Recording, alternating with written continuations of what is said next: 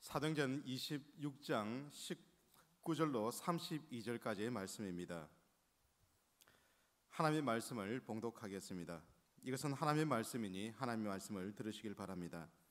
아그리빠 왕이여, 그러므로 하늘에서 보이신 것을 내가 거스르지 아니하고 먼저 다메섹과 예루살렘에 있는 사람과 유대 온 땅과 이방인에게까지 회개하고 하나님께로 돌아와서 회개에 합당한 일을 하라 전하므로 유대인들이 성전에서 나를 잡아 죽이고자 하였으나 하나님의 도우심을 바라 내가 오늘까지 서서 높고 낮은 사람 앞에서 증언하는 것은 선지자들과 모세가 반드시 되리라고 말한 것밖에 없으니 곧 그리스도가 고난을 받으실 것과 죽은 자 가운데서 먼저 다시 살아나사 이스라엘과 이방인들에게 빛을 전하시리라 함이니라 하니라. 바울이 이같이 변명하며 베스도가 크게 소리내어 이르되 바울아, 네가 미쳤도다. 네 많은 학문이 너를 미치게 한다 하니 바울이 이르되 베스도 각하여 내가 미친 것이 아니요 참되고 온전한 말을 하나이다. 왕께서는 이 일을 아시기로 내가 왕께 담대히 말하노니 일에 하나라도 아시지 못함이 없는 줄 믿나이다. 일은 한쪽 구석에서 행한 것이 아니니이다. 아그리빠 왕이여, 선지자를 믿으시나이까? 믿으시는 줄 아나이다. 아그리빠가 바울에게 이르되 내가 적은 말로 나를 권하여 그리스도인이 되게 하려 하는도다. 바울이 이르되 말이 적으나 많으나 당신뿐만 아니라 오늘 내 말을 듣는 모든 사람도 다 이렇게 결방된 것 외에는 나와 같이 되기를 하나님께 원하나이다 하니라. 왕과 총독과 번이게와 그 함께 앉은 사람들이 다 일어나서 물러가 서로 말하되 이 사람은 사형이나 결박을 당할 만한 행위가 없다 하더라. 이에 아그리빠가 베스도에게 이르되 이 사람이 만일 가이사에게 상소하지 아니하였더라면 석방될 수 있을 뻔하였다 하니라. 아멘. 말씀을 듣기 전에 우리 한번 기도하도록 하겠습니다. 자비하신 하나님 아버지, 감사합니다. 사도행전 26장을 통해서 주께서 주시는 말씀을 우리 함께 듣고 주님의 음성에 귀를 기울이고 순종의 길로 나아갈 수 있도록 은혜를 다하여 주시옵기를 원합니다. 우리를 힘들게 하고 우리를 또한 절망 가운데 빠뜨리는 수많은 문제가 있을지라도 주께서 우리에게 주신 이 말씀을 통하여 승리하는 모든 믿음의 권속들 다 되게 하여 주옵소서. 그렇게 하실 우리 구주 예수 그리스도의 이름으로 기도하옵나이다. 아멘. 오늘 본문의 말씀을 가지고 나와 같은 사람이 되십시오라는 제목으로 하나님의 말씀을 전가하도록 하겠습니다. 여러분께서는 티머시 제닝스라는 사람의 이름을 들어보신 적이 있습니까? 이 사람은 신실한 그리스도인이고 또한 의사이죠. 자, 그런데 이분이 쓴 책이 있는데 뇌 하나님 설계의 비밀이란 책입니다. 저자는 이 책에서 우리가 어떤 선택을 하고 어떤 신념을 품고 특별히 하나님을 어떻게 인정하고 예배하느냐에 따라서 우리의 뇌가 질서를 유지하고 또한 배선이 달라진다라고 얘기합니다. 어떤 돌기는 없던 것이 새롭게 생기기도 하고 자주 안 쓰는 것은 사라지는 일들이 뇌 가운데서 일어난다는 것입니다. 우리가 이 제닝스의 말을 그냥 우습게 알 수 없는 것이 2008년과 2010년, 2011년에 걸쳐서 미국 소비자연구위원회에 미국 최고의 정신과 의사 중 한 분으로 선정된 분입니다. 그러니까 이분은 뇌과학 분야에서 미국에서 가장 저명한 의사 중에 한 명이라는 것이죠.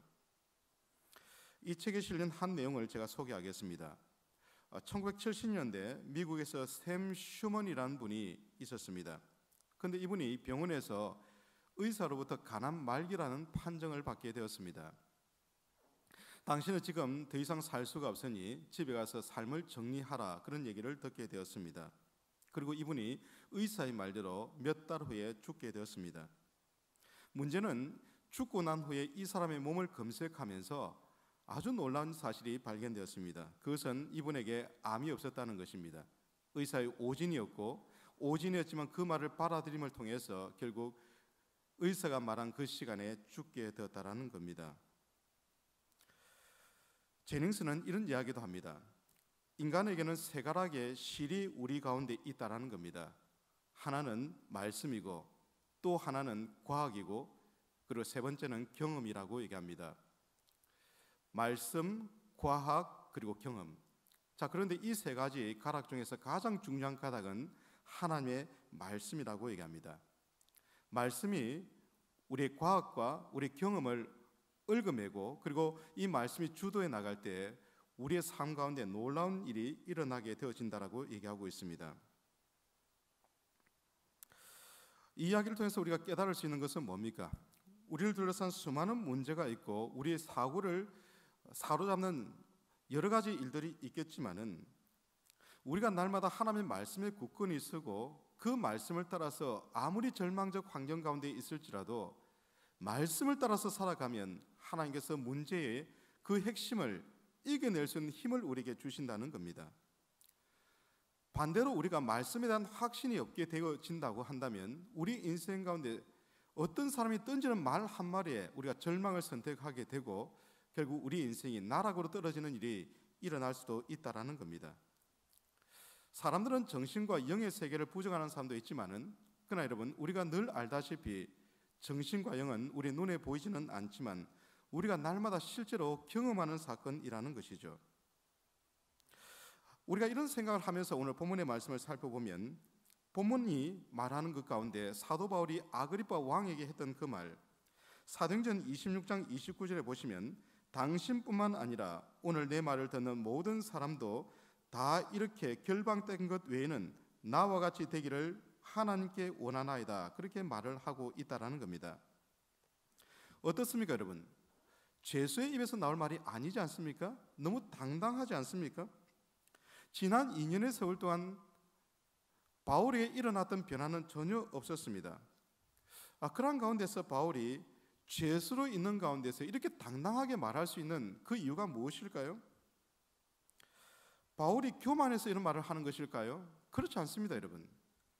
고린도후서 12장 5절의 말씀 보면 바울은 당시의 사람들이 하나님이 있다라고 생각하는 삼청천을 경험했던 사람이었습니다.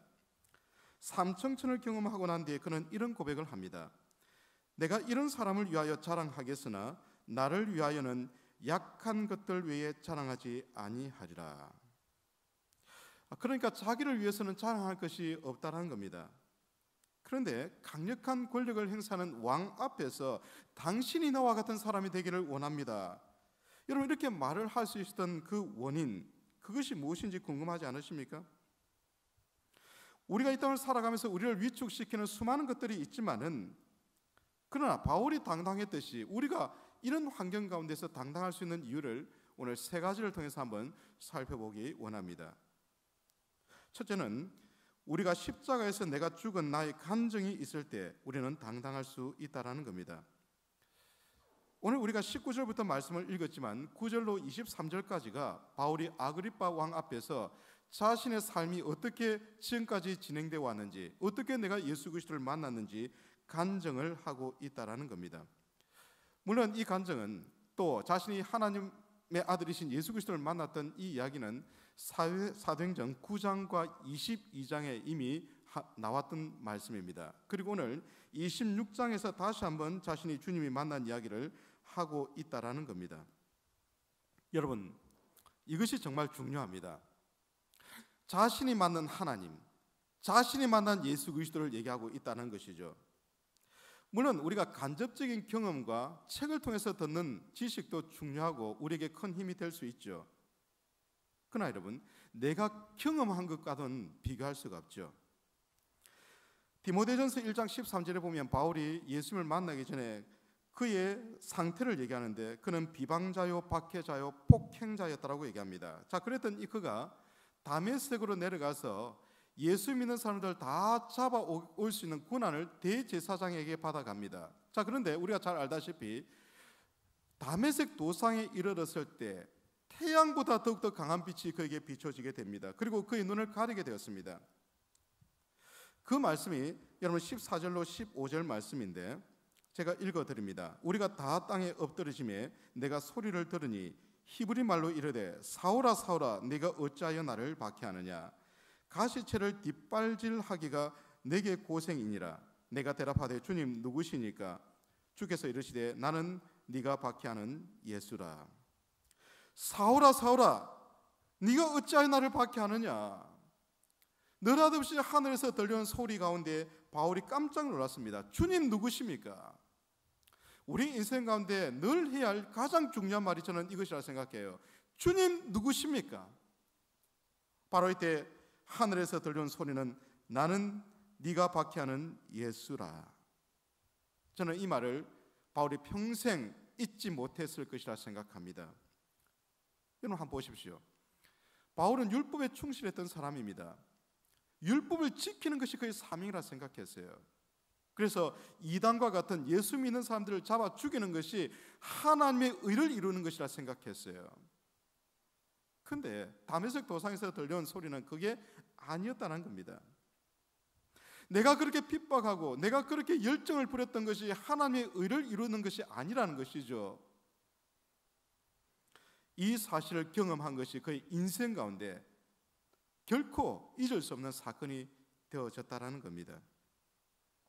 내가 직접 듣고 보면 누가 뭐래도 사람은 당당할 수 있습니다. 제가 미국 유학을 앞두고 토플을 좀 공부했던 그때의 경험을 함께 좀 나누고 싶은데, 당시에는 토플 시험이 CBT라는 방식에서 IBT라는 방식으로 바뀔 때였습니다. 여러분, CBT에 없던 이 스피킹을 해야 하고 라이팅, 작문을 해야 합니다. 당시 제가 총회교근을 풀타임으로 사역할 때였으니까 영어 공부에 올인을 할 수 없었고, 그래서 강남에서 가장 탁월한 선생님 밑에서 조금 배워야 한다는 그런 얘기를 듣고 제가 이런저런 선생님을 확인하는데, 라이팅 분야에서는 우리나라 최고의 권위자가 최모로 시작되는 바로 그 선생님이라는 것이었습니다. 수강 신청을 했는데 이분의 강좌는 한 번 개설되면 800명에서 900명이 됐습니다. 새벽 6시부터 시작해서 5시부터 시작해서 5시, 6시, 7시, 그리고 오전 반, 오후 반, 그렇게 해서 총 9번 내지 10번 이렇게 강좌가 진행되는데, 수강생이 한 800에서 한 900명 정도 되는 엄청난 사람들이 몰리는 강좌였죠. 자, 그런데 이분이 처음 수업을 시작하는 날 이름을 부릅니다. 출석부를 가지고 이름을 쭉쭉쭉 읽어 나가기 시작합니다. 김 누구, 이 누구, 박 누구 하면서 다가오는데 제 이름을 얘기했습니다. 그리고 수업을 했습니다. 이제 수업을 마치고 나서 이분이 출석부를 덮더니 자신이 수업을 할 때 불렀던 그 이름을 하나씩 불러갑니다. 김 누구, 이 누구, 박 누구, 노 누구. 그러면서 제 앞으로 오는데 이게 쇼가 아닐까라는 생각이 들었어요. 아니, 이 80명, 90명 한 반에 있는 사람을 다 외운다고? 근데 저 앞에서 안동철 씨 하고 넘어가는 겁니다. 너무 놀랐습니다. 이게 그 판 80명, 90명뿐만이 아니라 그날 수강하는 800명, 900명을 그날 이분이 다 외워버립니다. 여러분 믿기지 않는다고요? 강남에 가셔서 최 누구 이름을 뜨면 말하면 다 알 수 있습니다. 제가 왜 이런 얘기를 합니까? 제가 그것을 경험하기 전까지는 이것을 믿지 않았어요. 어떻게 하루에 800명, 900명의 사람의 이름을 기억한다는 것입니까? 자, 그런데 제가 경험하고 난 뒤에는 토플의 라이팅은 최누구로 시작되는 그 선생님을 제가 추천할 수 있다는 겁니다. 왜죠? 내가 경험했으니까, 내가 눈으로 봤으니까. 사랑하는 성도 여러분, 사도 바울이 지금 아그리빠 왕 앞에서 당당할 수 있었던 이유는 다른 것 아닙니다. 내가 다메섹 도상에서 주님의 음성을 들었고 주님을 봤다라는 것입니다. 사랑하는 성도 여러분, 저와 여러분 가운데 이런 주님에 대한 간증이 있으시기를 주님의 이름으로 축복합니다. 우리의 자녀들을 위해서 우리가 열심히 기도하고 이번에 성경학교와 수련회와 또 단기 선교를 보내는 이유가 뭡니까? 많은 교회 돈이 투자되어야 합니다. 그럼에도 불구하고 우리가 이렇게 하는 이유가 있습니다. 이 기회를 통해서 예수님을 인격적으로 만나게 될 때 자신의 인생이 바뀌게 되어진다는 겁니다. 사랑하는 성도 여러분, 우리의 인생을 두렵게 하는 수많은 문제가 다가올 때 꼭 기억하십시오. 주님과의 만났던 개인적인 경험들, 여러분 그 간증들이 있기를 주님의 이름으로 축복합니다. 그러면 여러분은 강한 그리스도인이 되어질 수 있을 것입니다. 둘째로 우리가 당당할 수 있는 이유는 우리가 환경이 아닌 사명을 따라서 살아갈 때 당당할 수 있다는 겁니다. 여러분 지금 한번 이 상황을 다시 한번 살펴보십시다. 지금 바울이 가이사라에 와 있습니다.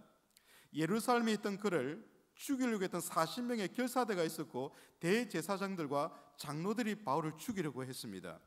천부장이 이 사실을 알고 그를 가이사라 총독이 있는 곳으로 호위할 때 470명의 병사를 동원했습니다.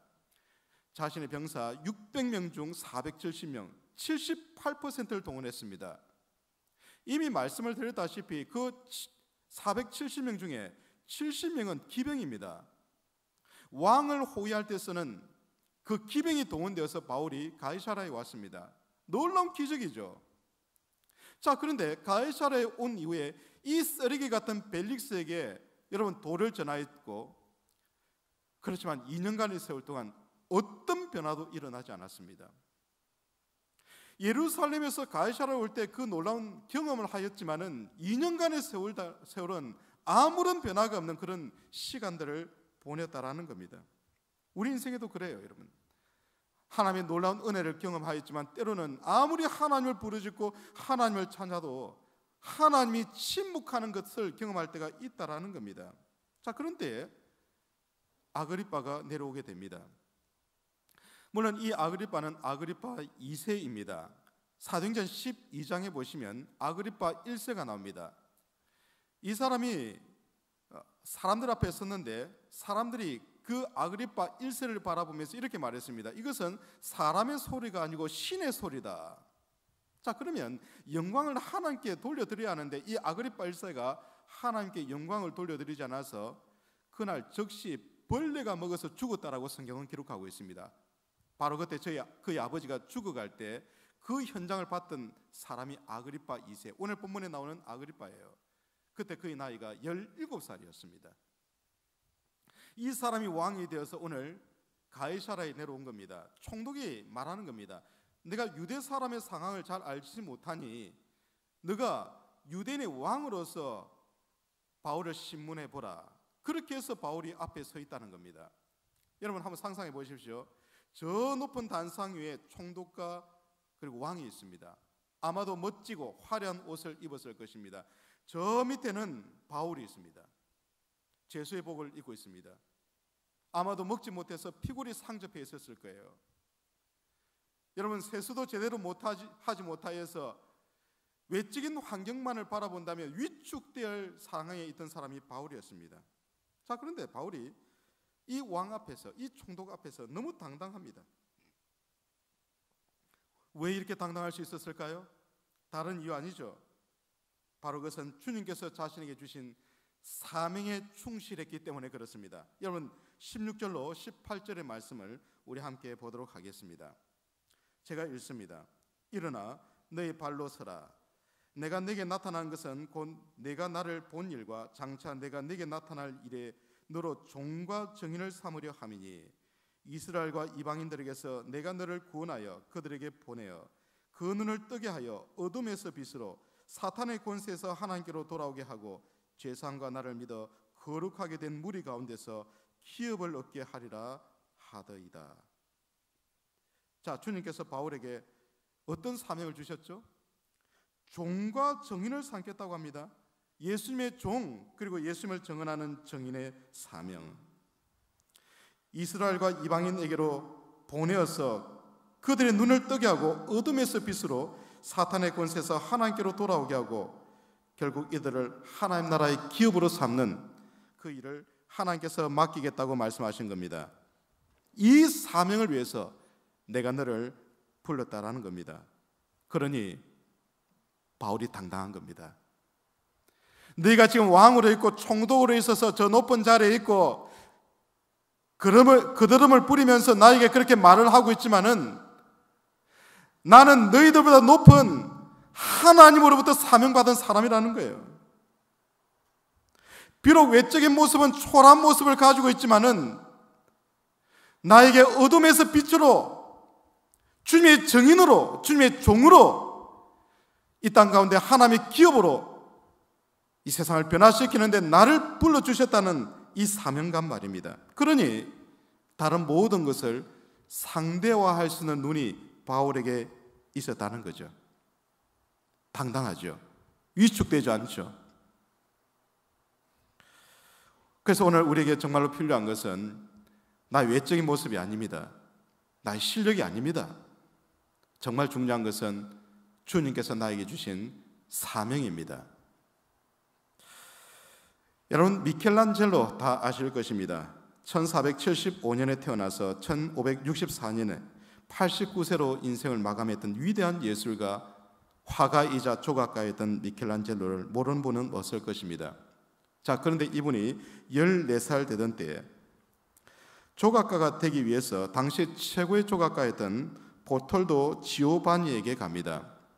지오바니가 이 미켈란젤로를 처음 보는 순간 탁월한 실력을 가진 것을 발견했습니다. 그래서 자신의 문화생으로 받기로 결심을 하죠. 그리고 미켈란젤로에게 말을 합니다. 너 정말 위대한 조각가가 되고 싶니? 예, 선생님, 되고 싶습니다. 자, 그런데 위대한 조각가가 되기 위해서는 뭐가 필요하다고 생각되니? 그때 미켈란젤로가 말합니다. 선생님, 재능과 기술이 더 필요하고 그래서 선생님을 찾아온 것이 아닙니까? 그때 지오바니가 이야기합니다. 아니다. 앞으로 내가 아무리 좋은 재능을 갖추고 기술을 갖춘다고 해도 그것만을 가지고는 위대한 조각가가 될 수 없어. 좋은 조각가는 될 수 있을지 모르겠지만 위대한 조각가가 되기 위해서는 그것만으로는 안 돼. 그리고는 미켈란젤로를 데리고 두 군데의 장소로 갑니다. 첫 번째는 술집이었습니다. 사람들이 흥청망청 술을 먹고 여자를 찾는 그 술집 앞에 아름다운 조각상이 있었어요. 천사의 조각상이 있었습니다. 그런데 지오바니가 얘기합니다. 어떠니? 예, 아름답습니다. 또 다른 장소로 이동합니다. 성당 앞으로 갔는데 조금 전에 봤던 그 천사상보다는 조금 떨어지는 조각상이었습니다. 어떠냐? 예, 이것도 괜찮습니다. 바로 그때 평생 잊지 못할 말을 지오바니가 합니다. 너는 네가 가진 재능을 세상의 행복과 기쁨을 위해서 술을 마시고 쾌락을 추구하는 사람들을 위해서 사용하겠느냐? 아니면 하나님을 위해서 사용하겠느냐? 이것을 내가 바르게 결정하지 않으면 너는 위대한 조각가는 될 수 없다. 바로 이 순간 14살 된 미켈란젤로가 큰 소리로 스승인 지오바니에게 이야기합니다. 선생님, 하나님을 위해서 나의 재능을 쓰겠습니다. 사랑하는 성도 여러분, 우리가 날마다 추구하는 재능, 실력보다 더욱더 중요한 것이 있습니다. 바로 사명이라는 것이죠. 우리가 사명에 충실하게 될 때 제닝스의 말대로 한다면 우리의 내외에서 수많은 신비한 일들이 일어나게 되어집니다. 없던 신경세포가 생기고 돌기가 생겨나게 되고 이것이 우리의 손과 발을 더욱더 뛰어난 재능으로 만들 수 있다라는 겁니다. 가이사랴 감옥에서 2년간 아무런 변화가 없던 바울이 그 잘난 체하는 아그리빠와 총독 앞에서 당당할 수 있었던 것, 다른 것 아니죠. 주님께서 나에게 주신 사명에 그는 굳건히 서 있었습니다. 사랑하는 성도 여러분, 여러분에게 주신 하나님의 사명은 무엇입니까? 여러분의 가정에 주신 하나님의 사명은 무엇입니까? 우리 참빛교회에 주신 사명은 무엇입니까? 사명 공동체로 사명에 충실한 저와 여러분, 우리 참빛교회가 되어지기를 함께 기도하십시다. 이 사명에 충실할 때 우리는 강한 그리스도인이 되어질 수 있고 우리는 이 세상 가운데 당당한 모습을 보일 수 있게 될 것입니다. 마지막으로 하나 더 생각하고 싶은 것은 부활의 소망으로 가득 차 있을 때 우리는 당당할 수 있습니다. 이것을 알 수 있는 것이 사도행전 26장 6절 말씀인데, 바울은 조상들에게 하나님께서 약속하신 것을 자기가 바라며 살았다고 말해요. 자, 이 말씀을 세 번역으로 한번 제가 살펴보면 이렇게 말씀하고 있습니다. 지금 나는 하나님께서 우리 조상들에게 주신 약속의 소망을 두고 있기 때문에 여기에 서서 재판을 받고 있습니다. 착각하지 말라는 겁니다. 내가 죄수로 이렇게 있는 것이 죄가 있어서 이곳에 있는 것이 아니란 거예요. 뭐라고 얘기합니까? 하나님께서 우리 조상들에게 주신 약속의 소망을 두었기 때문이라는 겁니다. 하나님께서 아브라함과 이삭과 야곱에게 주신 그 소망 말입니다. 구약의 수많은 믿음의 선진들을 통해서 말씀하신 그 소망, 어떤 소망이죠? 예수 그리스도께서 이 땅에 오실 것이다.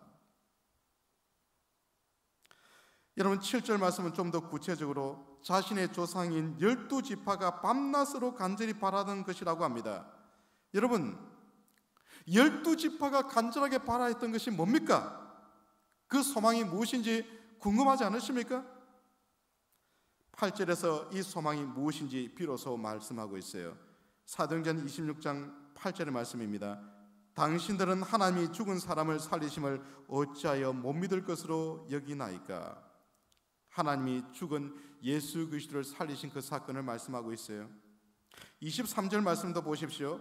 곧 그리스도가 고난을 받으실 것과 죽은 자 가운데서 먼저 다시 살아나사 이스라엘과 이방인들에게 빛을 전하시리라 함이니이다 하니라. 지금까지 바울이 각지를 다니면서 전했던 복음의 핵심, 예수 그리스도의 죽으심과 부활의 메시지입니다. 당신에게는 이 소망이 없지, 나에게는 있다는 겁니다. 당신은 그런 화려한 옷을 입고 있고 왕이란 포지션을 가지고 있고 그 위에서 나를 깔보듯이 보고 있지만은 그러나 네가 알지 못하는 것, 예수 그리스도께서 죽으시고 부활하셨다는 것, 이 소망이 나에게 있다는 겁니다. 그러니 당당하죠. 이 부활의 소망이 넘치는 인생은 결코 주눅들지 않습니다. 내가 가진 외적인 것을 가지고 결코 주눅들지 않아요. 왜 그렇죠? 내 안에 보배를 소유하고 있기 때문에 그래요. 지난주에 제가 강남의 대치동을 잠시 갈 일이 있어서 갔다가 그 유명한 은마 아파트를 제가 눈으로 직접 봤습니다.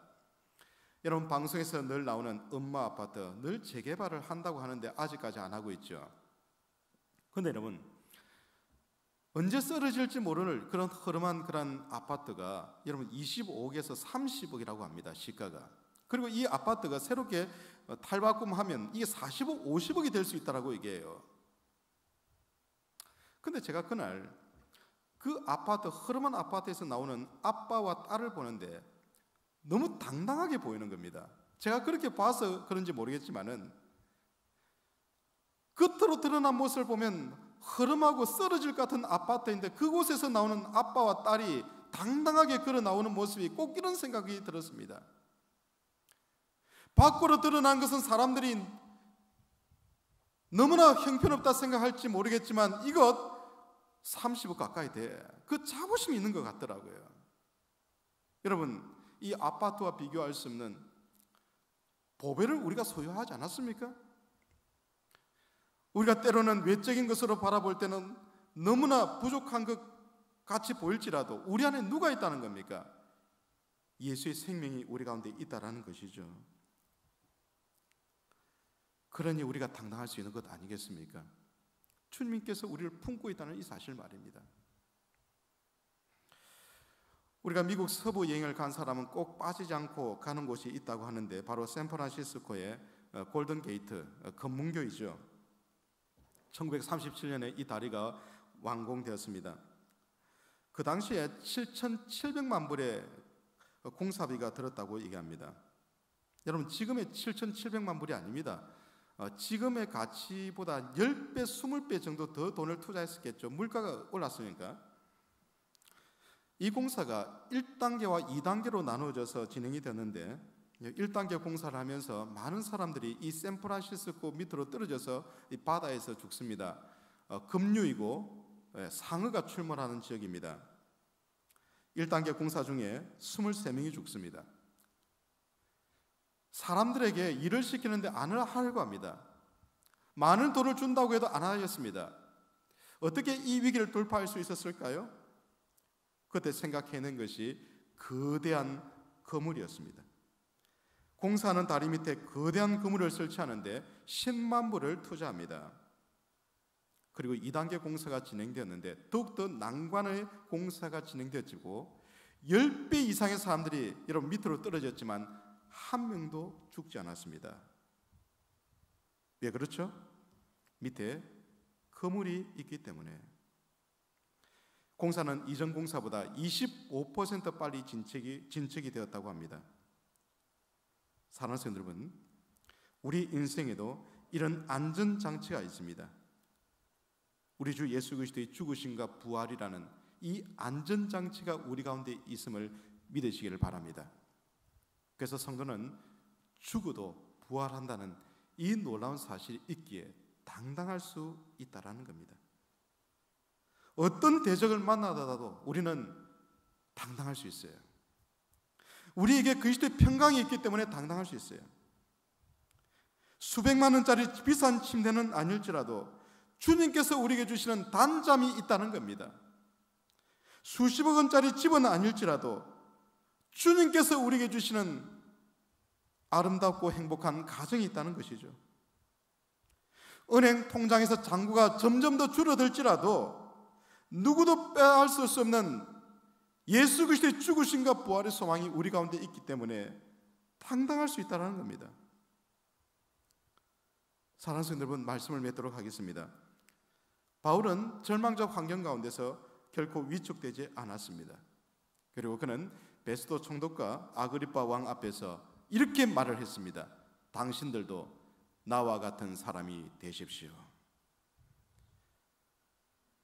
이 당당함이 저와 여러분 가운데 넘쳐났으면 좋겠습니다. 바울처럼 복음 안에서 당당했던 모습이 우리 가운데 있기를 원합니다. 그러기 위해서 우리 가운데 세 가지가 있어야겠습니다. 주님을 만난 이 개인적인 체험, 간증이 있으시기를 바랍니다. 그리고 주님께서 나에게 주신 사명에서 흔들리지 마시기를 주님의 이름으로 축복합니다. 마지막으로 죽음을 이기는 부활의 소망이 우리 가운데 넘쳐나서 우리 가운데 베스도와 아그리빠와 같은 강력한 대적이 있을지라도 날마다 당당하게 담대하게 믿음으로 승리하시는 모든 믿음의 권속들 다 되시기를 주님의 이름으로 축복합니다. 잠시 기도하시겠습니다. 감사하신 주님, 오늘 여러 가지 어렵고 힘든 형편 가운데 살아가는 우리들 가운데 말씀으로 위로하여 주심을 감사드립니다.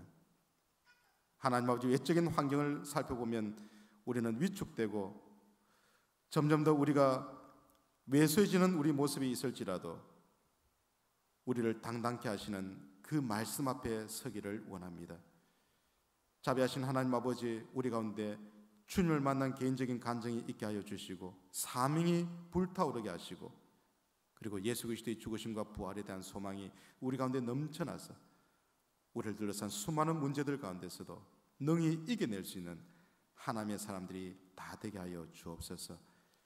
이 무더위 가운데 또 질병으로 이런저런 문제로 고통당하고 있는 주의 백성들을 불쌍히 여겨주시고 주님이 주시는 복음의 능력으로 승리할 수 있는 모든 믿음의 권속들 되게 하여 주옵소서.